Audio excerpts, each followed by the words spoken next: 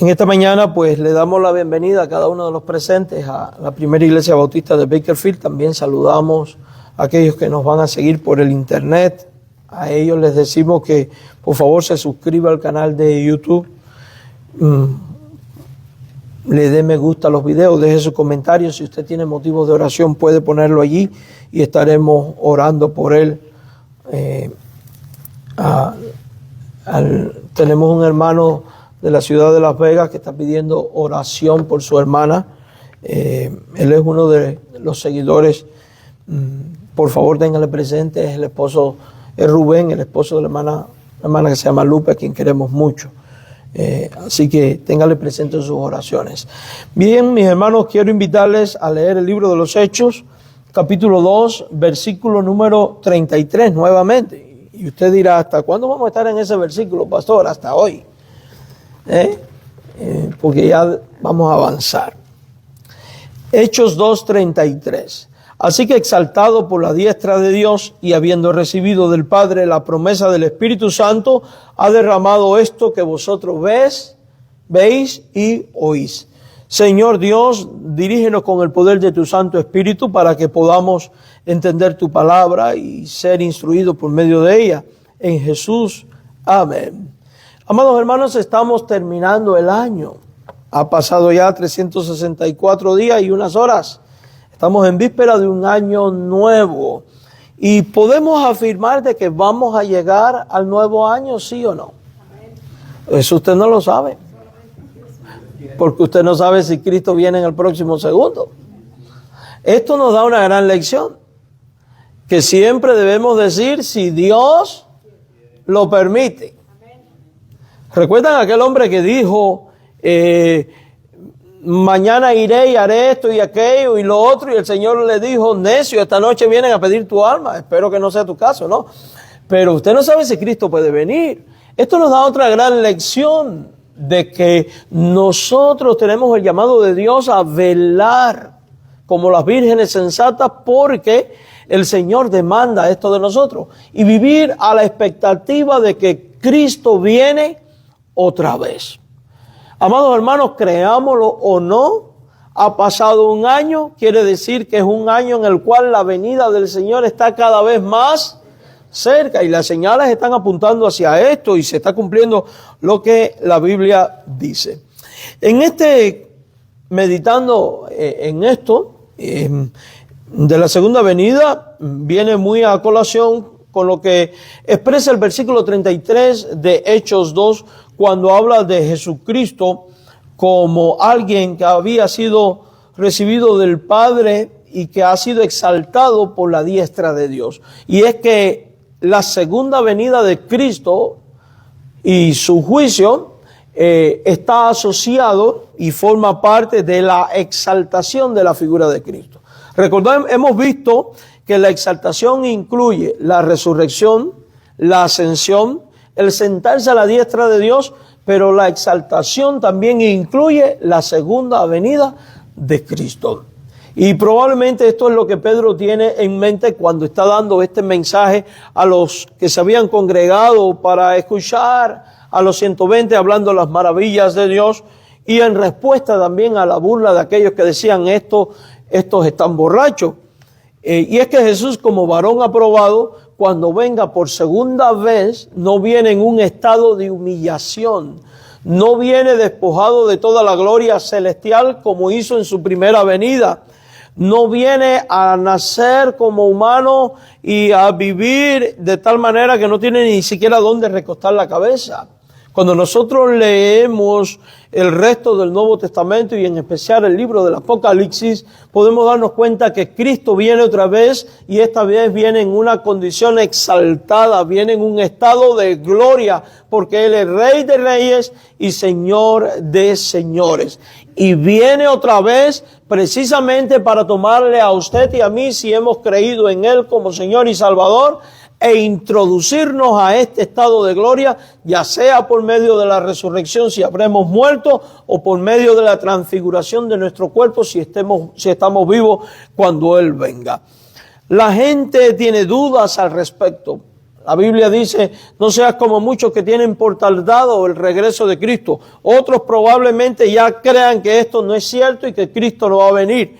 Pero una cosa yo sé, y es que si la Biblia dice que Cristo viene otra vez, Cristo viene. Porque Dios no es mentiroso. Y si la Biblia dice que Cristo viene en un estado de gloria, Cristo viene en un estado de gloria. Y si la Biblia dice que nosotros seremos glorificados, entonces porque seremos glorificados. El libro de los Romanos dice a los que antes llamó, a estos glorificó. Y Jesús también aclaró, voy a preparar lugar para que donde yo esté, vosotros también estéis, y vendré otra vez y os tomaré y os llevaré a ese lugar. Y esa es la esperanza de nosotros los cristianos. Es ahí donde tiene que estar puesta nuestra vista. Por eso, una buena meta, que es el tiempo en fin y principio de año, por lo general uno se replantea la vida y establece metas, pero una buena meta para el próximo año podría ser, voy a ser más consistente en velar, en orar, en tener mis lámparas encendidas, en tener aceite en mi lámpara de reserva por si Cristo viene, en preocuparme de las cosas del reino, porque yo quiero vivir en ese estado de exaltación que tiene el Hijo de Dios y con el cual vendrá el Hijo de Dios. Amados hermanos, la segunda venida de Cristo como juez es el punto de hecho más elevado de su condición exaltada. Porque hasta ahora, según Isaías 53 y según los mismos evangelios, Jesús en su primera venida vino como siervo sufriente, como persona que fue desfigurada, como persona que fue sin atractivo, como persona autodespojada de toda la gloria celestial. Pero cuando Cristo venga por segunda vez, ahora vendrá para poner a todas las naciones por estrado de sus pies y reinar por los siglos de los siglos en el trono de David su padre, en el reino que él va a establecer y en el cual pueden ir a morar todos los que ponen su fe, su confianza y su esperanza en Jesús de Nazaret.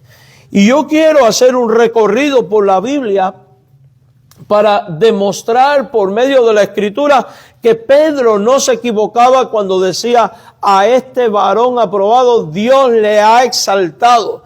De hecho, hay otro texto que dice, Dios le ha hecho rey.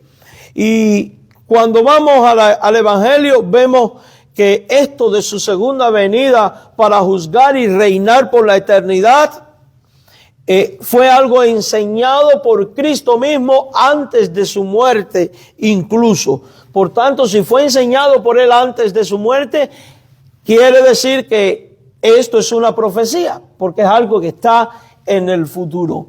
Y como Dios ha sido consistente en cumplir cada una de las profecías que se daban de Cristo mismo y de otros acontecimientos, podemos, basado en el cumplimiento de dichas profecías, vivir con la convicción de lo que Él ha dicho con respecto al futuro, ciertamente también se va a cumplir. Y por tanto, está cercano el día en el cual seremos despojados del todo el sufrimiento que como humanos pasamos por causa del pecado y entraremos en la presencia de Dios para estar con el Señor por siempre. En el Evangelio de Juan, capítulo 5, en el versículo 22, Jesús dice, porque el Padre a nadie juzga, sino que todo el juicio dio al Hijo, y revela un acuerdo que hubo entre las tres personas de la Trinidad con respecto a los roles de cada una de sus personas. Y está declarando categóricamente que Dios Padre, que es aquel que estaba sentado en el trono cuyas faldas llenaban el templo, como dice el profeta, entregó todo el juicio de todas las naciones y de todo ser consciente al Hijo. Por tanto, el que va a juzgar a todo ser vivo, ¿quién es?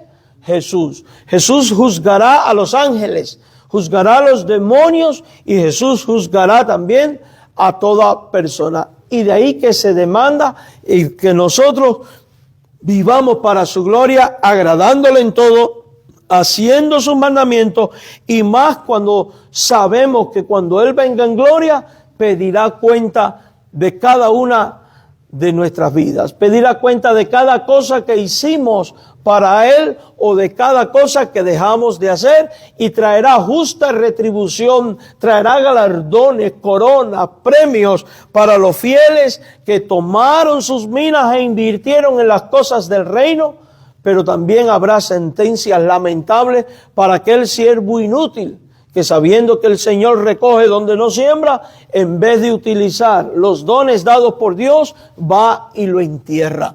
Y de ahí la importancia que tiene el que nosotros consideremos que Cristo en su segunda venida nos dirá, da cuentas. Recordemos la parábola de los talentos. A uno 10, a otro 5, a otro 1. Y yéndose el Señor, uno fue y invirtió los 10 y ganó otros 10, otros 5 y ganó otros 5. Pero el que tenía un talento fue y lo enterró, no hizo nada con lo que Dios le dio. Y cuando el Señor vino y dijo, da cuentas, ¿qué pasó? En lo mucho has sido fiel, en lo te pondré. En lo poco has sido fiel y en lo mucho te pondré. Le dijo al de 10 y al de 5. Pero al que fue y enterró su talento, ¿qué le dijo Jesús? Siervo malo y negligente. Y hermanos, seamos de los que procuramos escuchar de parte de Dios cuando Él venga en gloria la frase buen siervo y fiel, y no la de siervo malo y negligente. Y para ello debemos llevar nuestra mente y nuestro corazón de la idea, de la verdad bíblica, de que Dios no quiere que tú seas siervo malo y negligente. Dios quiere que tú seas siervo fecundo, siervo que es instrumento de Dios en el servicio de la obra, en la expansión del reino, en la evangelización y en todo lo que haga falta. Amados hermanos, recuerde que la Biblia dice que el Padre y el Hijo somos como viña, nos ha podado para que demos más frutos. Para que demos más frutos. Y cada fruto en la segunda venida de Cristo tendrá justa retribución. Puede que los hombres aquí y ahora no reconozcan lo que tú haces para Dios. Puede que los hombres te olviden. Puede que pases desapercibido. Puede que de hecho nunca te den reconocimiento. Pero de una cosa yo sí estoy segura, de que cuando estés ante el tribunal de Dios, Él públicamente exaltará tu persona por haber hecho lo que debías de hacer. Él premiará tu vida con coronas. Él laureará toda tu vida con grandes galardones si tú has decidido, has resuelto en tu vida vivir para su gloria, sirviéndole, entregándole toda tu vida en sacrificio vivo, santo, agradable a Dios, como culto racional, como dice Romanos 12:1. Ya sea que los hombres lo reconozcan o no. Amados hermanos, por tanto, el hecho de que Cristo viene y se le ha dado todo el juicio debe de motivarnos a vivir para su gloria en el servicio de la obra, en el servicio del reino de Dios. Decimos que Cristo lo enseñó porque en Juan capítulo 5, luego en el verso 27, Él repite y dice estas palabras: también le dio autoridad de hacer juicio por cuanto es el Hijo del Hombre. Entonces Jesús no solo va a hacer el juicio, sino que Jesús también tiene autoridad dada por el Padre para juzgar tu vida y mi vida, para juzgar tu obra y mi obra. Y eso es lo que Pedro quiere que aquella asamblea allí congregada medite, y es lo que Dios quiere que usted medite hoy. En 1 Corintios la Biblia dice que la obra de cada uno de nosotros será probada como por fuego, y que aquel que edificó sobre piedras preciosas, oro y plata, la obra de ese perdurará. ¿A qué se refiere con perdurará? A que tendrá características de impacto eterno y tendrá galardones en el cielo. Pero el que edificó sobre material combustible, paja, heno, hojarasca, la obra de ese se va a perder. Por tanto, al pensar en que la obra será aprobada, debemos de ser motivados a ser hallados fieles en construir el reino de Dios, trabajar en el reino de Dios, edificando sobre piedras preciosas, sobre metales preciosos. Figurativamente lo que está diciendo es actuando bíblicamente, actuando para la gloria de Dios, conforme al carácter de Dios, imitando a Jesucristo en todas las cosas. Porque el que quiere que edifique sobre madera o hojarasca, el que quiere ver tu obra destruida no es Dios, es el diablo. El que quiere ver tu obra destruida es el enemigo de tu alma, es el pecado que mora en ti. Pero lo que Dios quiere ver en ti es alguien que puede ser exaltado. Es alguien que edifica sobre material precioso porque está consciente de que dará cuenta de sus obras. Amados hermanos, esto es una verdad no solo enseñada por Cristo. El hecho de que daremos cuenta de que Cristo en su segunda venida viene en gloria y viene para juzgar. Esto además es una verdad creída y enseñada después por los apóstoles. Recordemos que la Biblia enseña que la fe cristiana está puesta sobre el fundamento de Cristo, que es la piedra angular, y las enseñanzas apostólicas. Y los apóstoles también enseñaron que Cristo viene otra vez, que viene para juzgar y que en su juicio habrá condenación para los que no creyeron en Él y hará vida para los que creyeron. Y no habrá reconocimiento para el que no edificó correctamente, pero habrá galardones para el que vivió para la gloria de Dios.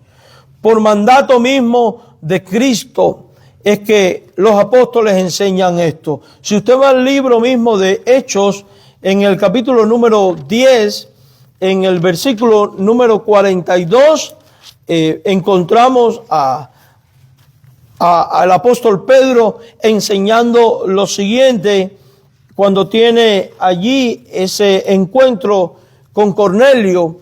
En el versículo 42 le dice: y nos mandó, hablando de la ordenanza dada por Jesús, nos mandó que predicásemos al pueblo y testificásemos que Él es el que Dios ha puesto por juez de vivos y de muertos. O sea que Pedro había asimilado correctamente lo que Jesús le había enseñado.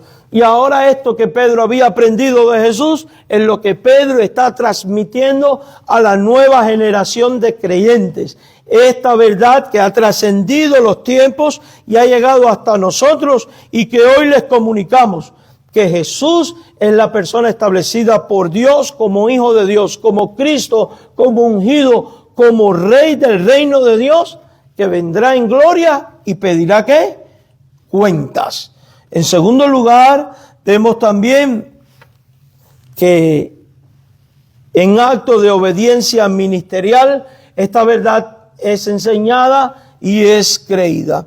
En el libro del Apocalipsis, en el capítulo número 17, en el versículo número 31, nosotros, cuando está en este contexto de la condenación de la gran ramera, se dan este pasaje, en Hechos 17:31, no Apocalipsis, me confundí, Hechos 17:31. Recuerde que Hechos es el libro donde se está predicando el evangelio a Jerusalén, Judea, Samaria y hasta lo último de la tierra. Y dice así el versículo: pero cuanto ha establecido un día en el cual juzgará al mundo con justicia.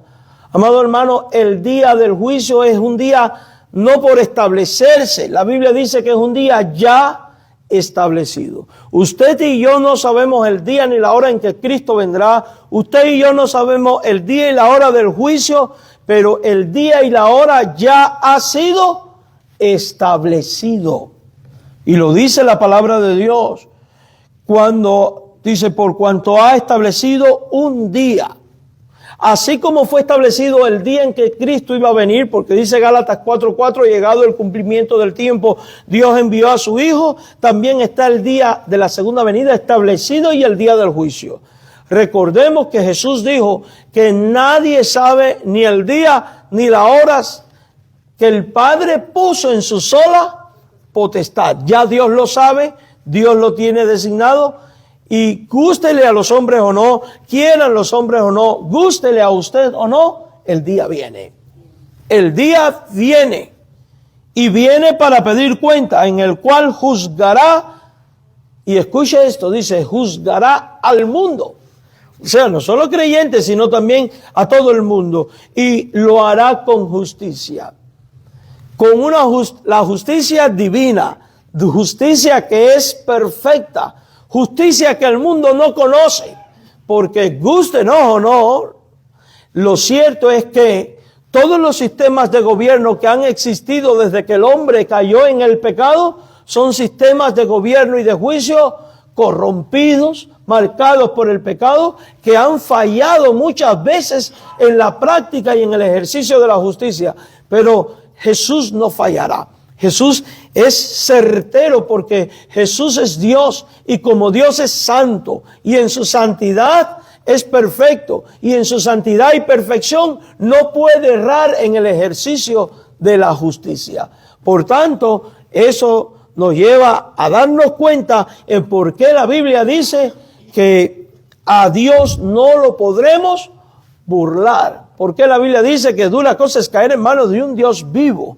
Ahora, hay un dicho que dice, el que nada debe, nada teme. Si usted ha puesto sus cuentas claras con Dios y usted le ha rendido su corazón a Jesús y vive bajo el señorío de Cristo, bajo el gobierno de Cristo, bajo la autoridad de Cristo, usted no debe tener temor a la segunda venida de Cristo. Usted no debe tener temor al juicio. ¿Sabe por qué? Porque la Biblia dice que la totalidad del acta de nuestros pecados que habían contra nosotros fueron anulados en la cruz. Y porque ya fuimos lavados con la sangre del Cordero. Y por tanto, así como la segunda venida es día de humillación para los incrédulos, la segunda venida de Cristo es día de gloria, día de gozo, día de triunfo, día extraordinario para los creyentes en Cristo.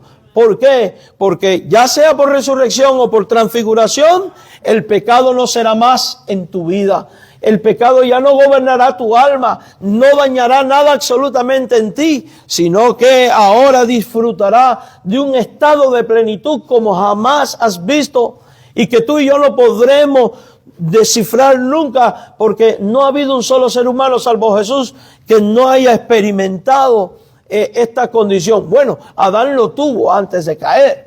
Pero el estado nuestro es superior al de Adán, yo lo creo fervientemente. Y eso es lo que está reservado para ti si tú pones tu esperanza en Jesús. Si crees en Jesús como Señor y Salvador, si te rindes a Él y te dispones a vivir bajo su autoridad, bajo su gobierno, bajo su dominio, rompiendo de una vez y por todas con el mundo, con el diablo y con la carne. Recordemos que Jesús dijo, yo soy la vid.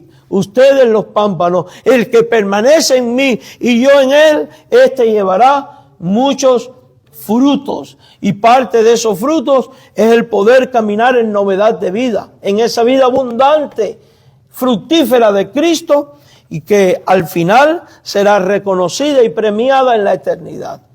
Amados hermanos, que vamos a pasar sufrimientos en este caminar, durante nuestra estadía en este mundo, en nuestro peregrinar es cierto, pero ¿saben qué? La gloria futura es mucho mejor, es muchísimo mejor, mis queridos hermanos, porque estaremos con el Cristo exaltado. Está establecido el día en el cual juzgará el mundo con justicia por aquel varón, dice, a quien designó, dando fe a todos con haberle levantado de los muertos. Y este varón que fue levantado de entre los muertos, ¿quién fue? Jesús. Es Jesús. ¿Recuerdan ustedes en Hechos 1, cuando los discípulos están contemplando a Jesús ascendiendo al cielo, que aparecen aquellos ángeles? ¿Qué es lo que dicen? Este mismo Cristo que le han visto ir, así mismo que regresará. Por tanto, amados hermanos, Cristo viene. Cristo viene, Cristo viene.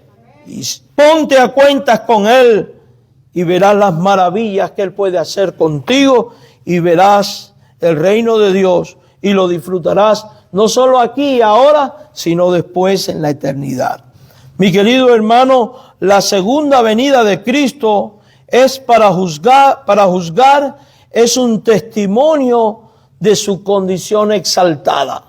Es un testimonio, el hecho de que Cristo viene es un testimonio de que Él es quien dice la Biblia que es. Varón exaltado por Dios, Rey de reyes, Señor de señores, el alfa y la omega, el principio y el fin, el que era, el que es, el que ha de venir, el que vive y el que reina por toda la eternidad. En Mateo 19, verso 18 leemos, Jesús le dijo, de cierto os digo que en la regeneración, cuando el Hijo del Hombre se siente en el trono de su gloria, y oiga esta maravillosa promesa que hay aquí para tu vida si le rindes tu corazón a Jesucristo. Escucha esta maravillosa promesa para ti que eres ya creyente y que puede que estés pasando por momentos difíciles en este momento. Esto es lo que te espera, esto es lo que es para ti y en esto es lo que Dios quiere que tú pongas tu mente y tu corazón, no en las aflicciones del presente, no en la enfermedad del presente, no en la dificultad que estás en el presente, sino en lo futuro, en lo que viene, porque es grandioso. Y tu Dios te dice, cuando el Hijo del Hombre se siente en el trono de su gloria, y recuerde que ya está sentado en el trono de gloria, y va a seguir sentado por la eternidad en el trono de gloria, quiere decir que esto ya ha comenzado, aunque no ha sido consumado porque falta la segunda venida. Dice, vosotros que me habéis seguido, y la pregunta ¿eres tú un seguidor de Jesús, sí o no? Entonces, si eres un seguidor de Jesús, esta es la promesa. Vosotros que me habéis seguido, también os sentaréis sobre tronos, 12 tronos, para juzgar a las 12 tribus de Israel. Y aunque se lo está diciendo a los 12 en este momento, esto de sentarse en tronos con Dios también es dado al resto de los creyentes, porque la Biblia dice, reinaremos con Él. ¿Y dónde se sientan los reyes? En los tronos. O sea que usted no solo tiene una mansión celestial, sino que además tiene un trono. Usted será corregente con Cristo en su reino. Luego en Mateo 25, que es un pasaje que está enmarcado en el contexto donde viene hablando de la señal y la segunda venida de Cristo, Mateo 25, verso 31 al 34, la Biblia dice, cuando el Hijo del Hombre venga en su gloria, y dirige toda la atención, hacia la segunda venida, y presta atención a la palabra gloria. Cuando el Hijo del Hombre, ¿quién es el Hijo del Hombre? Jesús, venga ¿en qué? En su gloria. ¿Cómo viene el Hijo del Hombre? ¿En un estado de qué? De gloria. Y ahora mediten esto. Cada pasaje donde se habla de la manifestación de la gloria de Dios, sobre todo en el Antiguo Testamento, que es donde más común es, ¿qué ocurrió con el hombre común y no creyente? Fue consumido por la gloria de Dios. Algunos murieron porque no soportaron la gloria de Dios. El pueblo de Israel no pudo subir al monte cuando la gloria de Dios estaba en el monte, hablando a Moisés.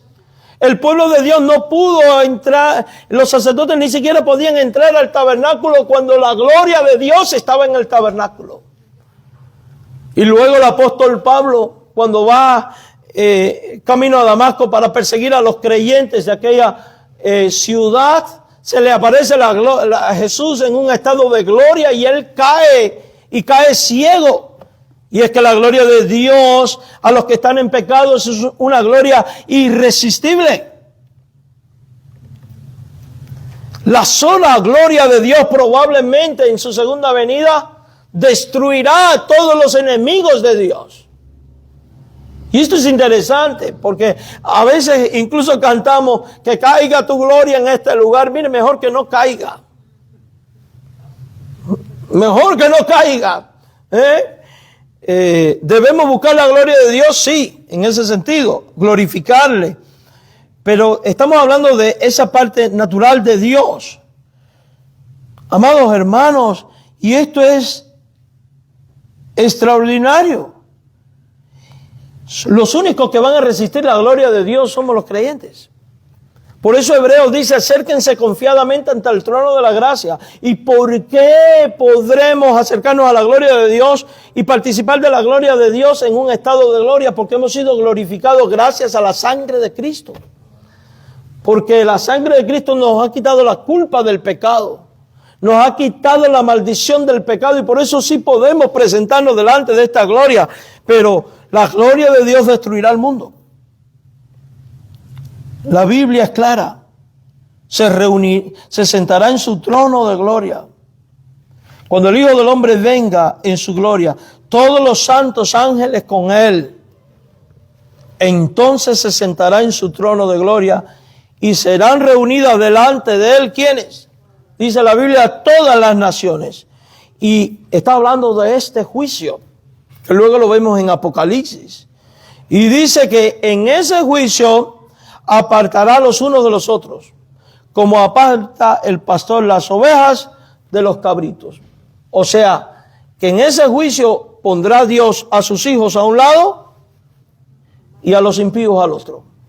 Y esto está ilustrado por todas partes en el Evangelio, hermanos míos. ¿Recuerdan el trigo y la cizaña? ¿Qué hará Dios cuando vengan el fin del tiempo según el trigo y la cizaña? Pondrá el trigo en un lugar, la cizaña en el otro. ¿Recuerdan ustedes las bodas y los invitados? Al que está bien vestido a un lado y al que estaba mal vestido al otro. Y cuando venga en su segunda venida y diga a los que le dio dones, da cuentas al que fue siervo malo y negligente que le dijo, echadlo afuera. A esto se refiere. En el día del juicio Dios pondrá separación final entre los santos y los impíos. Y si tú eres hallado inscrito en el libro de la vida por poner tu fe en Jesús, tú serás de los que están apartados para el reino de Dios y disfrutarás por la eternidad del glorioso reino de Dios. Y lo harás de una manera gloriosa también. Todas las naciones van a comparecer delante de Él. ¿Se da cuenta por qué Jesús, ante esos problemas de injusticia que quizás tú has sufrido, te dice, no tomes venganza, mía es la venganza? ¿Por qué lo dice? Porque Él juzgará a las naciones. Los hombres hoy viven como si Dios no existiera. Los gobernantes de la tierra toman decisiones ajenas de Dios, sin temor a Dios, y piensan que tienen todo el poder. Y no se dan cuenta de la necedad en la que actúan, porque el poder es de Dios y ellos como gobernantes darán cuentas a Dios por haber desviado a las naciones de las leyes éticas, morales y espirituales que conciernen al reino de Dios y que son parte de la naturaleza del ser humano. Esas leyes que Dios puso en el corazón de cada ser humano. Aunque los hombres hoy se levanten con soberbia diciendo no creo en Dios, la Biblia lo único que dice de tal persona es que es un necio. Dice el necio en su corazón no hay Dios, dice el Salmo 14, verso 1. ¿Y saben por qué son unos necios? Porque la Biblia dice que en su segunda venida, delante de Él, cuando Cristo esté en su trono, se presentarán todas las naciones para ser juzgadas. Entonces el rey dirá a los de su derecha, venid benditos de mi Padre. ¿Quiénes son los benditos del Padre? Los que han sido lavados en la sangre del Cordero, los cristianos. Y esto es lo que hay para ti si crees en Jesús. Heredad el reino preparado, la herencia del reino. Reino preparado para ti. Y este es interesantísimo, porque a veces pensamos que el reino comenzó a prepararse cuando Jesús ascendió al cielo. Pero el reino ya estaba siendo preparado incluso antes de que el mundo existiera. Porque dice, el reino preparado para vosotros, los creyentes, desde la fundación del mundo. Desde que creó Dios el mundo.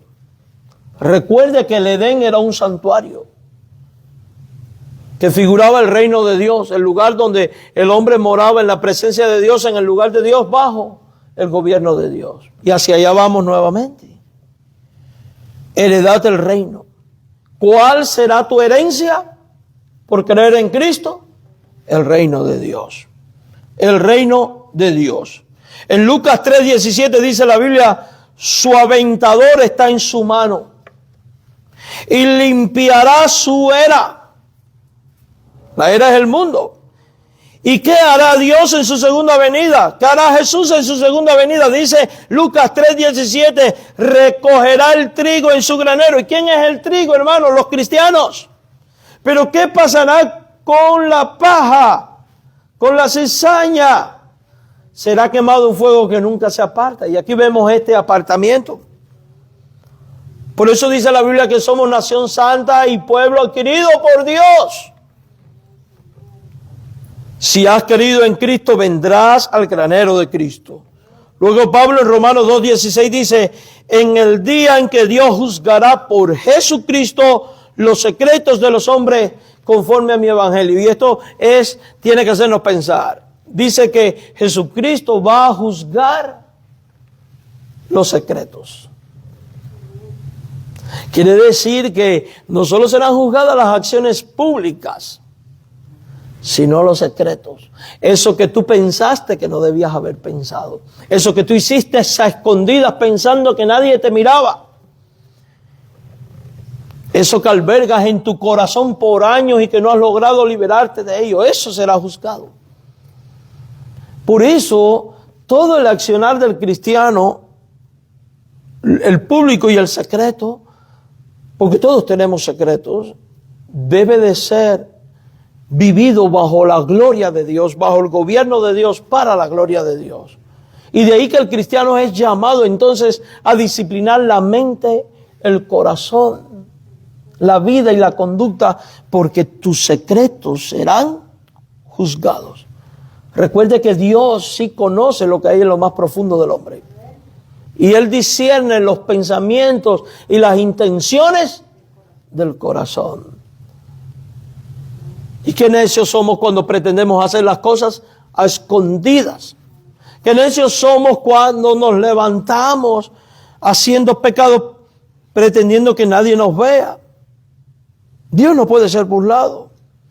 En Romanos 14:9 dice, porque Cristo para esto murió y resucitó y volvió a vivir para ser Señor así de los muertos como de los que viven. En fin, mis queridos hermanos, la segunda venida apunta al estado de gloria. La segunda venida de Cristo para juzgar, además de testificar del Cristo exaltado en estado de gloria, será con el propósito de perfeccionar la salvación de su pueblo. Y esto es maravilloso. Toda criatura, sea ángel o demonio, vivo o muerto, comparecerá delante de Cristo para ser juzgado.